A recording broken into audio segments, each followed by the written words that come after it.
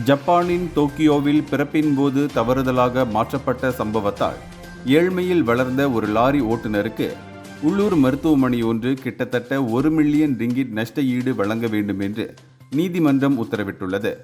இவர் உண்மையில் செல்வந்த குடும்பத்தில் பிறந்தவர். ஆனால் 1953ஆம் ஆண்டு பிறந்தபோது இவர் தவறுதலாக மாற்றப்பட்டு வளர்ப்பு பெற்றோர்களால் ஏழ்மையான சூழலில் வளர்க்கப்பட்டார். அவரது தந்தையின் மறைவுக்கு பிறகு ஏற்பட்ட சந்தேகங்களை தொடர்ந்து நடத்தப்பட்ட DNA சோதனைகள் மூலம் இவர் தனது உடன் பிறந்தவர்களுடன் இரத்த உறவு இல்லாதது பல தசாப்தங்களுக்கு பிறகு தெரியவந்தது.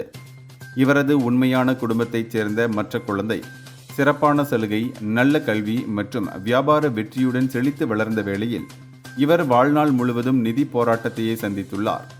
இந்த உண்மை தெரிய வந்தபோது அவரது உண்மையான பெற்றோர் காலமாகிவிட்டாலும் டோக்கியோ மாவட்ட நீதிமன்றம் 2013ஆம் ஆண்டில் ஒரு தீர்ப்பை வழங்கியது. மருத்துவமனையின் தவறு அவரது வாழ்க்கையை முழுவதுமாக மாற்றியது என்றும், பிறப்பிலிருந்து அவருக்கு கிடைக்க வேண்டிய இழந்த ஆறுதல் மற்றும் வாய்ப்புகளுக்காக இந்த நியாயமான நஷ்ட ஈடு வழங்கப்பட வேண்டும் என்றும் நீதிமன்றம் தீர்ப்பளித்தது. இந்தியர்களின் இதய குரல் மக்களோசை.